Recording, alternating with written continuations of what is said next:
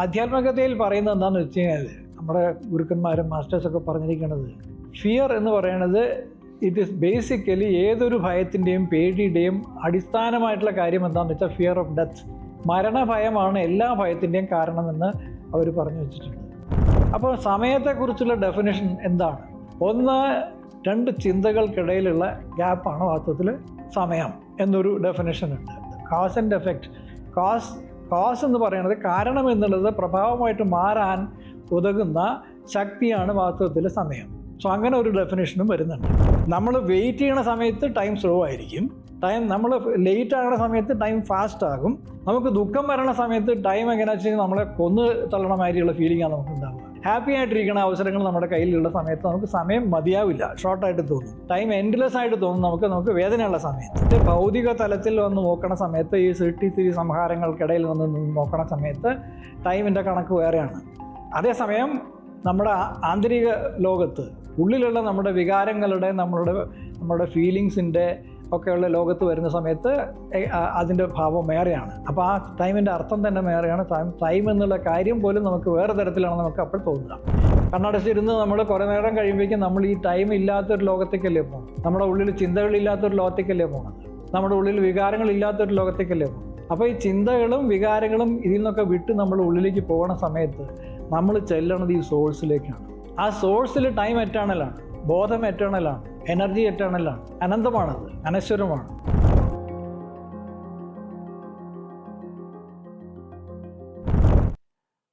നമ്മൾ ഇന്ന് ചർച്ച ചെയ്യാൻ പോകുന്ന വിഷയം ഈസ് ടൈം എൻ ഇല്യൂഷൻ? കാലം ഒരു ഭ്രമമാണോ എന്നതാണ് നമ്മൾ ഇന്ന് ചർച്ച ചെയ്യാൻ പോകുന്ന വിഷയം. നമുക്ക് നമ്മുടെ ജീവിതത്തിൽ ഏറ്റവും ആവശ്യമായിട്ടുള്ള കാര്യം എന്താ? ഓരോ നിമിഷവും സന്തോഷമായിട്ടിരിക്കണം. സന്തോഷമാണ് നമ്മൾ അന്വേഷിച്ച് നടക്കുന്ന കാര്യം ജീവിതത്തിൽ. പക്ഷെ അതിന് പലപ്പോഴും നമുക്കതിന് പ്രതിബന്ധമായിട്ട് നിൽക്കുന്ന ഒരു വികാരം അല്ലെങ്കിൽ ഒരു മനോഭാവം നമ്മുടെ ഉള്ളിലുണ്ട്. അതെന്താണെന്ന് ചോദിച്ചാൽ ഭയമാണ്, പേടിയാണ്. നമുക്ക് എല്ലാ സാഹചര്യത്തിലും നമ്മൾക്ക് ഈ പ്രതിബന്ധം സൃഷ്ടിക്കുന്നത്, നമ്മളെ ബുദ്ധിമുട്ടിക്കുന്നത് വാസ്തവത്തിൽ നമ്മുടെ ഉള്ളിലുള്ള പേടികളാണ്.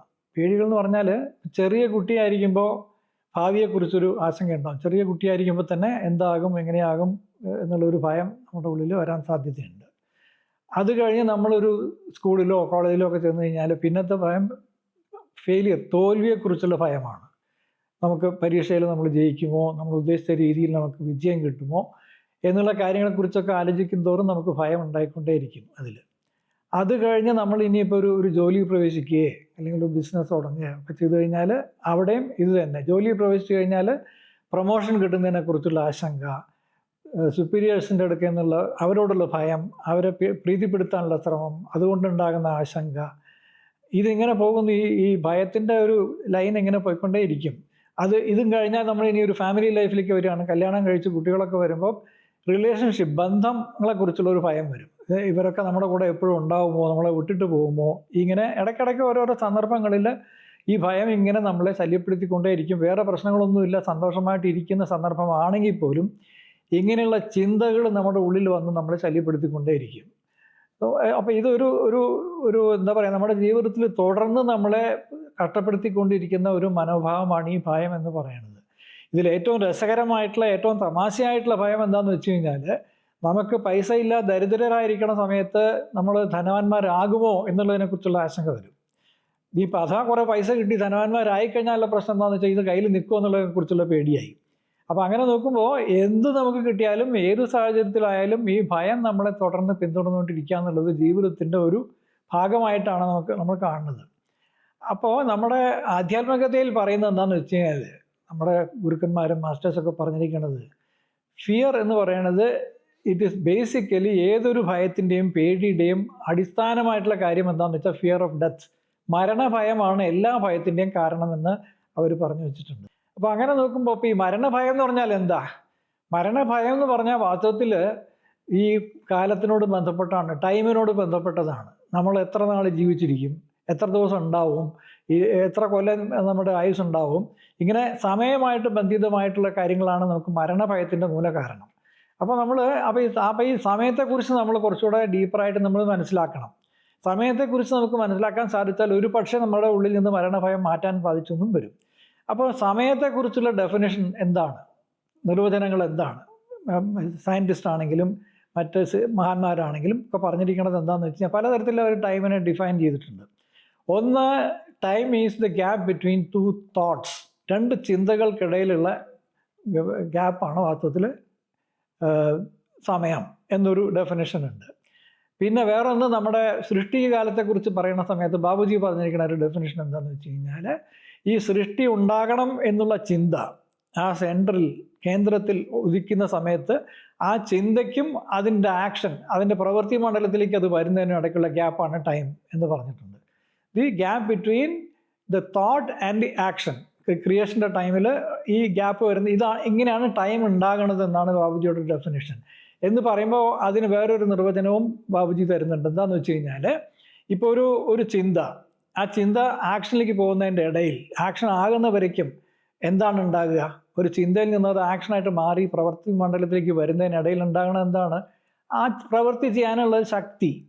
സോ അപ്പോൾ അങ്ങനെ വരുമ്പോൾ ഈ ടൈമിന് വേറൊരു നിർവചനം കൊടുക്കണം. എന്താണെന്ന് വെച്ചാൽ, ടൈം ഈസ് പവർ എന്നാണ്, ശക്തിയാണ് സമയം എന്ന് പറയുന്നത്. അപ്പോൾ ആ കാലശക്തി എന്നൊക്കെ പറയുമ്പോൾ അങ്ങനെ ടൈമും ശക്തിയുമായിട്ട് ബന്ധപ്പെടുത്തി പറയുന്നത് എങ്ങനെയാണെന്ന് വെച്ച് കഴിഞ്ഞാൽ, ഈ ഗ്യാപ്പ് ബിറ്റ്വീൻ ചിന്തയും ആക്ഷൻ തമ്മിലുള്ളത്. അങ്ങനെ നോക്കുമ്പോൾ കോസ് ആൻഡ് എഫക്റ്റ്, കാരണവും പ്രഭാവവും, അത് തമ്മിലുള്ള ഈ കാരണം പ്രഭാവമായിട്ട് മാറുന്നതിനിടയ്ക്കുള്ള ശക്തിയായിട്ടാണ് വാസ്തവത്തിൽ സമയത്തെ നമ്മൾ കാണേണ്ടത്. Cause and effect. കോസ് എന്ന് പറയുന്നത് കാരണം എന്നുള്ളത് പ്രഭാവമായിട്ട് മാറാൻ ഉതകുന്ന ശക്തിയാണ് വാസ്തവത്തിൽ സമയം. സോ അങ്ങനെ ഒരു ഡെഫിനേഷനും വരുന്നുണ്ട്. ഇത് വേറൊരു തരത്തിൽ നമ്മൾ നോക്കുകയാണെങ്കിൽ, നമ്മുടെ പുരാണങ്ങളിലും ഉപനിഷത്തിലും മറ്റും ആധ്യാത്മിക ഇതിലൊക്കെ നമുക്ക് പറഞ്ഞിരിക്കുന്ന വേറൊരു കാര്യം എന്താണെന്ന് വെച്ച് കഴിഞ്ഞാൽ, അതിൽ നിന്ന് നമുക്ക് സമയത്തെക്കുറിച്ച് വേറൊരു നിർവചനവും കാണാം, വേറൊരു തരത്തിൽ അത് മനസ്സിലാക്കാൻ സാധിക്കും. അതായത് സൃഷ്ടിയെക്കുറിച്ച് പറയുമ്പോൾ ഒരു പറയണത്, എന്ത് നമ്മൾ സൃഷ്ടിച്ചാലും അതിന് മൂന്ന് നിലകളുണ്ട്: സൃഷ്ടി, സ്ഥിതി, സംഹാരം. അതായത് ആദ്യം അത് ഉണ്ടാക്കുക, പിന്നെ അത് മെയിൻറ്റെയിൻ ചെയ്യുക, അതിനുശേഷം അത് നശിപ്പിക്കുക. ഇതാണ് എല്ലാ സിസ്റ്റത്തിനും ഉള്ള ഒരു സംഗതിയാണ്. സൃഷ്ടിയിൽ എന്ത് നമ്മൾ സൃഷ്ടിച്ചാലും ആ സൃഷ്ടിയിൽ ഈ മൂന്ന് തരത്തിലുള്ള നിലകളുണ്ടാവും, കണ്ടീഷൻസ് ഉണ്ടാവും. സൃഷ്ടിയാകും, അത് കഴിഞ്ഞാൽ അത് മെയിൻറ്റെയിൻ ചെയ്യും, പിന്നെ അത് സംഹാരത്തിലേക്ക് നാശത്തിലേക്ക് പോകും. ഇങ്ങനെ മൂന്നായിട്ടാണ് നമ്മൾ സൃഷ്ടി, സ്ഥിതി, സംഹാരം എന്നുള്ളത് നമ്മുടെ പുരാണങ്ങളിലും ഉപനിഷത്തിലും ഒക്കെ ഇതിനെക്കുറിച്ച് നമ്മൾ പറഞ്ഞിട്ടുണ്ട്. എന്തിനെ സൃഷ്ടിച്ചാലും അതിന് ഈ മൂന്ന് അവസ്ഥകളുണ്ടാവും എന്നുള്ളത് കൃത്യമായിട്ട് പറഞ്ഞിട്ടുണ്ട്. അപ്പോൾ സയൻസിൽ ഇതിന് വേറൊരു തരത്തിൽ നിർവചനം കൊടുക്കുന്നുണ്ട്. ഇതിന് തന്നെ വേറൊരു തരത്തിൽ സയൻസിൽ പറയും. സയൻസിൽ പറയുന്നത് എന്താണെന്ന് വെച്ച് കഴിഞ്ഞാൽ, എൻട്രോപ്പി എന്ന് പറയും സയൻസിൽ എൻട്രോപ്പി എന്ന് പറയുന്നത് എന്താണെന്ന് വെച്ചാൽ, എൻട്രോപ്പിയുടെ definition, entropy is the disorder in any system. The degree of disorder in any സിസ്റ്റമാണ് എൻട്രോപ്പി. അപ്പോൾ ഡിഗ്രി ഓഫ് ഡിസോർഡർ എന്ന് പറഞ്ഞാൽ എന്താ? ഒരു ഓർഡർലി അല്ലാതെ സ്ഥിതി മെയിൻറ്റെയിൻ ചെയ്യുക, അതായത് സൃഷ്ടി കഴിഞ്ഞ് സ്ഥിതി മെയിൻറ്റെയിൻ ചെയ്യാൻ പറ്റാതെ നാശത്തിലേക്ക് പോകുന്നതിൻ്റെ ആദ്യത്തെ സ്റ്റെപ്പാണ് ഈ ഡിസോർഡർ എന്ന് പറയുന്നത്. അപ്പോൾ ആ ഡിസോർഡർ എന്തെന്നാണെന്ന് വെച്ച് കഴിഞ്ഞാൽ, അതിങ്ങനെ ഓർഡർ മാറിപ്പോയി അതിൻ്റെ ശിഥിലമായി കഴിഞ്ഞ ശേഷം, അതിൻ്റെ ബലം ശിഥിലമായി കഴിഞ്ഞ ശേഷം അത് നാശത്തിൽ കൊണ്ട് അവസാനിക്കും.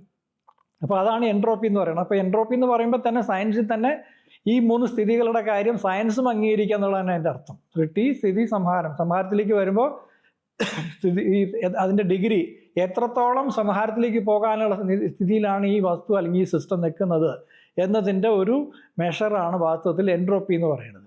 അപ്പോൾ സയൻസിലും അത് തന്നെയാണ് അവർ ഇത് കാരണം. പിന്നെ സയൻസിൽ പറയുന്ന വേറൊരു സംഗതി എന്താണെന്ന് വെച്ചാൽ, നമുക്ക് ഇതെല്ലാ തരത്തിലും സയൻസിനെ നമ്മൾ പലതരത്തിൽ അതിനെക്കുറിച്ച് നമ്മൾ അവഗാധമായിട്ട് നമ്മൾ നോക്കുന്നതോറാണ് ഇതിൻ്റെ കാര്യങ്ങൾ പിടികിട്ടുക. നമുക്ക് സ്പിരിച്വാലിറ്റി, സയൻസ് രണ്ടും മിക്സ് ചെയ്ത് കാര്യങ്ങൾ മനസ്സിലാക്കുമ്പോൾ കുറച്ചുകൂടെ അതിൻ്റെ ഒരു ഉള്ളർത്ഥം നമുക്ക് കിട്ടും. കാര്യങ്ങൾ മനസ്സിലാക്കാൻ എളുപ്പമാണ്, നമുക്കത് നമ്മുടെ ജീവിതത്തിൽ നമുക്ക് പ്രയോഗിക്കാനും എളുപ്പമാണ്. വേറൊരു സയൻറ്റിഫിക് ലോ എന്ന് പറയുന്നത് എനർജിയെക്കുറിച്ചാണ്. എനർജി എന്ന് പറയുന്നത്, energy cannot be created, it cannot be destroyed, it can only B transformed. അതായത് ഊർജ്ജം എന്ന് പറയുന്നത് നമുക്ക് സൃഷ്ടിക്കാൻ സാധ്യമല്ല, അത് നശിപ്പിക്കാനും സാധ്യമല്ല. പക്ഷെ അത് ചെയ്യാൻ പറ്റുന്നത് എന്താ? അതിന് മാറ്റങ്ങൾ ഉണ്ടാക്കാൻ. ഇതാണ് എനർജിയെക്കുറിച്ചുള്ള ഡെഫിനിഷൻ, സയൻസിലുള്ള ഡെഫിനിഷൻ. അപ്പോൾ അങ്ങനെ നോക്കുമ്പോൾ ഈ മൂന്ന് അവസ്ഥകൾ വരുന്നത് എവിടെയാണ്? നാശമില്ലാത്ത ഒരവസ്ഥയിൽ നിന്ന് ഒന്ന് സൃഷ്ടിച്ച് കഴിയുമ്പോൾ, ആ സൃഷ്ടിച്ച് കഴിഞ്ഞ ശേഷം മാത്രമാണ് അതിൽ നാശത്തിലേക്ക് പോകാനുള്ള ഒരു സ്ഥിതിവിശേഷം ഉണ്ടാകുന്നത്. നേരെ മറിച്ച് ആ തുടങ്ങണ സമയത്ത് എനർജി അതിൻ്റെ ഒറിജിനൽ സ്റ്റേറ്റിൽ അതിനെ ക്രിയേറ്റ് ചെയ്യാൻ പറ്റില്ല എന്നാണ് പറയുന്നത്. എന്ന് വെച്ചാൽ അത് എപ്പോഴും ഉള്ളതെന്ന് അർത്ഥം.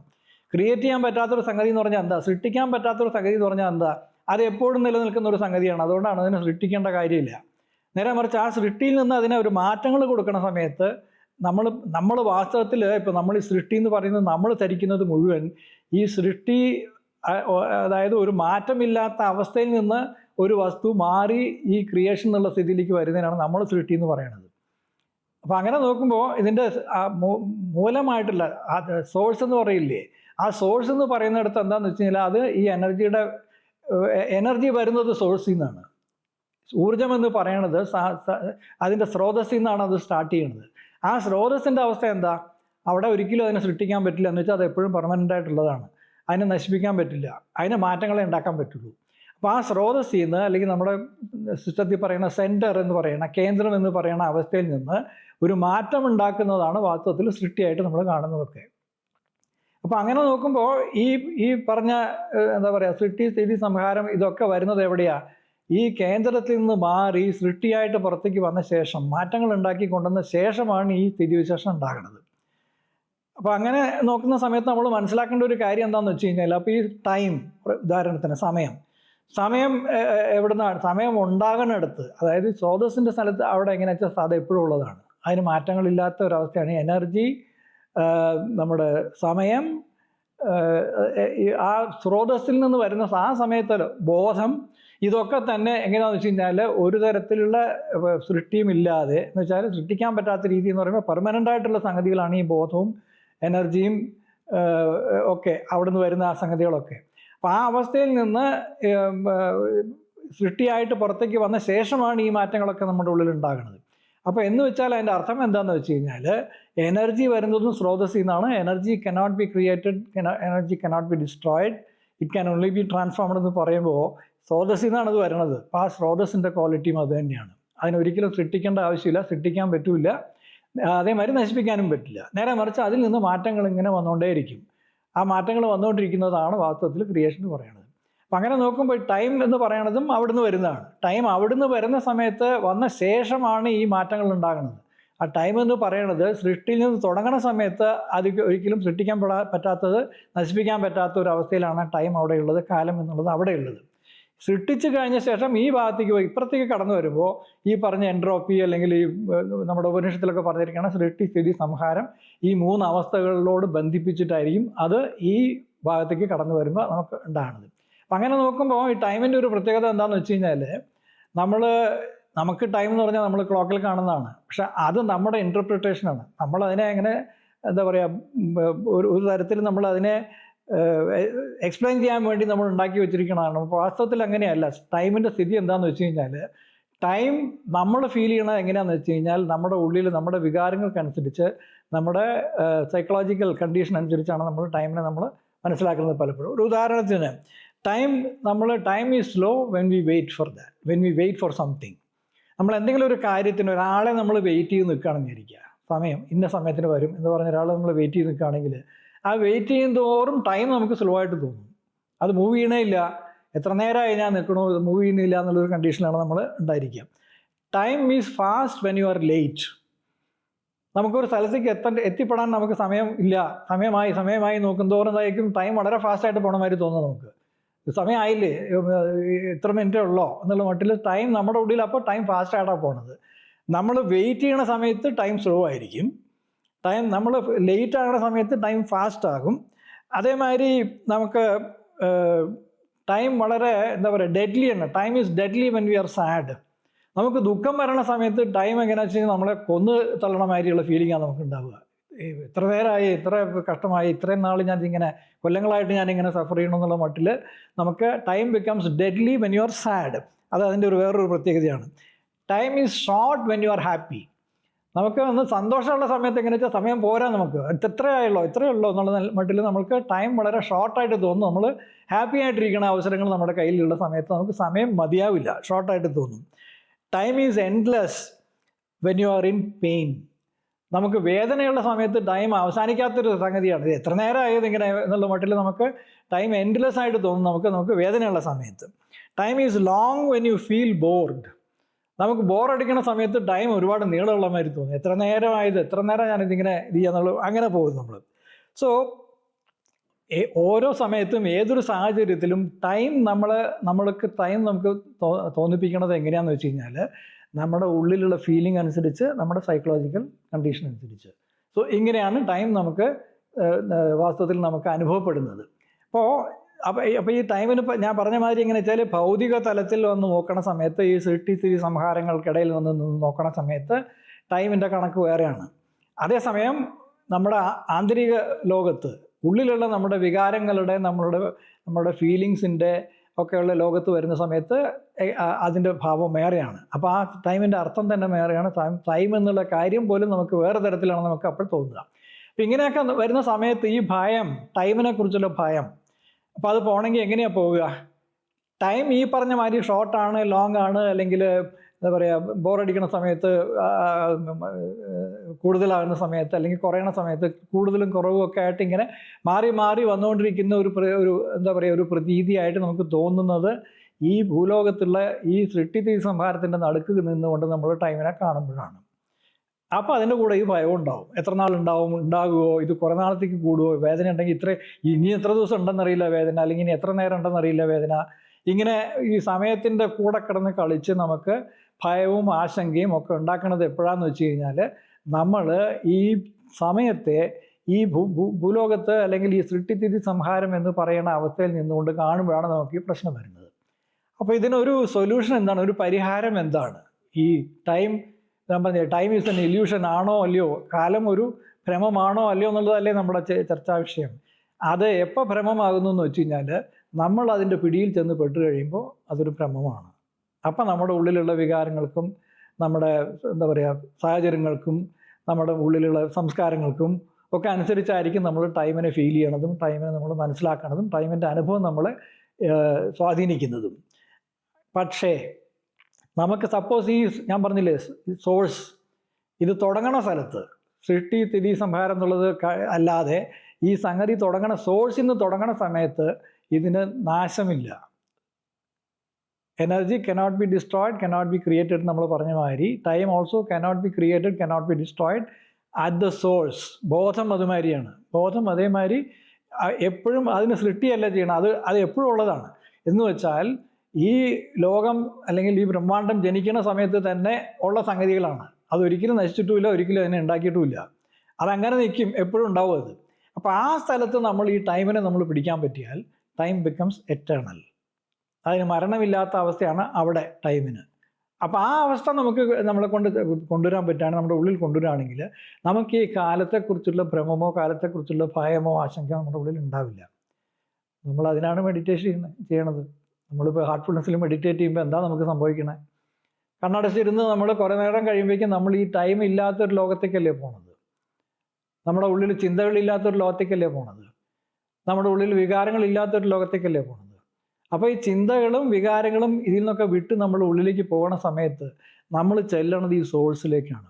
ആ സോഴ്സിൽ ടൈം എറ്റേണലാണ്, ബോധം എറ്റേണലാണ്, എനർജി എറ്റേണലാണ്, അനന്തമാണത്, അനശ്വരമാണ്. അപ്പോൾ അവിടെ നമ്മൾ ചെന്ന് നിൽക്കുന്ന സമയത്ത് നമുക്ക് ഈ ഭയം പോകും.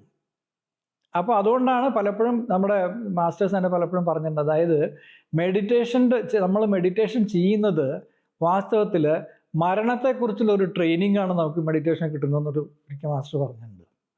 നമ്മൾ മരിച്ചാൽ എന്ത് സംഭവിക്കും എന്നതിനുള്ള ഒരു ട്രെയിനിങ് ആണ് വാസ്തവത്തിൽ നമുക്ക് മെഡിറ്റേഷൻ കിട്ടണമെന്ന് അദ്ദേഹം പറഞ്ഞിട്ടുണ്ട്. വളരെ വാസ്തവമായിട്ടുള്ളൊരു സ്റ്റേറ്റ്മെൻറ്റാണത്. എന്താണെന്ന് വെച്ചാൽ നമ്മൾ ഉള്ളിലേക്ക് ഇറങ്ങി ഈ പറഞ്ഞ ചിന്തകളൊക്കെ കടന്ന് വേറൊരു ലെവലിലേക്ക് നമ്മൾ പോണ സമയത്ത് നമ്മുടെ ഉള്ളിൽ കിട്ടുന്ന നിശ്ചലാവസ്ഥ, സ്റ്റിൽനെസ് ആൻഡ് നത്തിങ്നെസ്. ഈ നത്തിങ്നെസ് എന്ന് പറയുന്നതിൻ്റെ കാര്യം എന്താണെന്ന് വെച്ച് കഴിഞ്ഞാൽ, ഒരിക്കലും സൃഷ്ടിക്കപ്പെടാത്തൊരു സംഗതി, എപ്പോഴും ഉള്ളൊരു സംഗതി, അവിടെ ഒന്നുമില്ല, അത് മാത്രമേ ഉള്ളൂ. അതുകൊണ്ടാണ് അതിന് നത്തിങ്നെസ് എന്ന് പറയുന്നത്. വേറെ ഒന്നും സൃഷ്ടിച്ചതായിട്ടുള്ള കാര്യങ്ങളൊന്നും അവിടെ ഇല്ല, അതുകൊണ്ടാണ് നത്തിങ്നെസ് എന്ന് പറയുന്നത്. അതേമാതിരി അതിന് ചലനമില്ലാത്തൊരവസ്ഥയാണ് വാസ്തവത്തിൽ. പക്ഷെ ചലനമില്ലാത്ത അവസ്ഥ എന്ന് പറഞ്ഞു കഴിഞ്ഞാൽ അവിടെ ഒന്നും ഇല്ല എന്നുള്ളതുമല്ല, അവിടെ ഒരു പ്രത്യേക ഒരു ഭാവം, ഒരു നിലയുണ്ട്, ഒരു അവസ്ഥയുണ്ട്. ആ അവസ്ഥ നമുക്ക് അവർണ്ണനീയമാണ്. ആ അവസ്ഥ നമുക്ക് കിട്ടുന്നത് എങ്ങനെയാണെന്ന് വെച്ചാൽ നമ്മൾ മെഡിറ്റേഷനിൽ ഇറങ്ങി ഡീപ്പറായിട്ട് പോകുന്തോറുമാണ് നമുക്ക് ഈ അവസ്ഥയിലേക്ക് കടന്നു ചെല്ലാൻ പറ്റുന്നത്. അപ്പോൾ അങ്ങനെ അവിടെ ചെല്ലണ സമയത്ത് നമ്മൾ ആ സ്ഥിതി നമ്മളൊരു സ്റ്റേറ്റായിട്ട്, ഒരു മെഡിറ്റേറ്റീവ് സ്റ്റേറ്റായിട്ട് നമ്മളെ ഉള്ളിൽ എപ്പോഴും നിർത്താൻ നമുക്ക് സാധിച്ചാൽ നമ്മൾ നിൽക്കുന്നത് എവിടെയാണെന്ന് വെച്ചാൽ ടൈമിൻ്റെ ഈ എറ്റേണൽ അനശ്വരമായിട്ടുള്ള അനന്തമായിട്ടുള്ള ഒരു സ്ഥിതിയിലാണ് നമ്മുടെ ഉള്ളിൽ നമ്മൾ ആ കാലത്തെ നമ്മൾ പ്രതിഷ്ഠിക്കുന്നത്. അത് ഉള്ളിൽ വെച്ച് കഴിയുമ്പോൾ നമുക്ക് പിന്നെ ഈ നമ്മുടെ ഭൗതിക ലോകത്തിൽ ഏത് പ്രവൃത്തിയിൽ നമ്മൾ ഇറങ്ങിയാലും ഈ ഭയത്തിൻ്റെ ഒരു ലാഞ്ചനം പോലും നമ്മുടെ ഉള്ളിലേക്ക് വരില്ല. കാരണം നമ്മൾ നിൽക്കുന്നത് മറ്റിടത്താണ്. നാശമില്ലാത്ത ഒരു ടൈം, സൃഷ്ടിക്കപ്പെടാത്തത് എപ്പോഴുമുള്ള ഒരു കാലത്തിൻ്റെ ഒരു പരിധിക്കുള്ളിലാണ് നമ്മൾ നിൽക്കുന്നത്, നമ്മുടെ മനസ്സ് നിൽക്കുന്നത്. നമുക്ക് ഒരിക്കലും ഈ പറഞ്ഞ ഭയമോ ആശങ്കയോ നമ്മുടെ ഉള്ളിൽ ഉണ്ടാവില്ല. സോ അപ്പോൾ ഇതൊക്കെയാണ് ഈ മെഡിറ്റേഷനിൽ നമുക്ക് കിട്ടണത്. എന്താണെന്ന് വെച്ച് കഴിഞ്ഞാൽ നമ്മളെ ആ ടൈമിൻ്റെ എറ്റേണൽ അനശ്വരമായിട്ടുള്ള അനന്തമായിട്ടുള്ള ആ സമയത്തിൻ്റെ പരിധിക്കുള്ളിലേക്ക് നമ്മളെ കടത്തി വിടുകയാണ് ചെയ്യുന്നത് മാസ്റ്റേഴ്സ്. അവിടെ നമ്മൾ ചെന്ന് കഴിഞ്ഞാൽ അതിനെ നമ്മൾ മെഡിറ്റേറ്റീവ് സ്റ്റേറ്റായിട്ട് മാറ്റി നമ്മുടെ ഉള്ളിൽ നിർത്താൻ നമുക്ക് സാധിച്ചു കഴിഞ്ഞാൽ നമുക്ക് പിന്നെ ഈ പറഞ്ഞ ഭയമോ പേടിയോ കാര്യങ്ങളോ ഒന്നും നമുക്ക് ആശങ്കപ്പെടേണ്ട കാര്യങ്ങളൊന്നുമില്ല. ജീവിതം എപ്പോഴും നമുക്ക് സന്തോഷമായിട്ട് നിൽക്കാൻ സാധിക്കും. ആദ്യം ഞാൻ പറഞ്ഞില്ലേ, നമുക്ക് ആവശ്യം ജീവിതത്തിൽ സന്തോഷമാണ്. സന്തോഷത്തിന് പ്രതിബന്ധമായിട്ട് നിൽക്കുന്നത് ഭയമാണ്. ഈ ഭയം നമ്മൾ മാറ്റി കിട്ടിക്കഴിഞ്ഞാൽ നമുക്ക് പിന്നെ ജീവിതത്തിൽ സന്തോഷമേ ബാക്കിയുള്ളൂ. സോ ഇത്രയും പറഞ്ഞുകൊണ്ട് ഞാൻ ഈ ചർച്ച അവസാനിപ്പിക്കുന്നു. നന്ദി.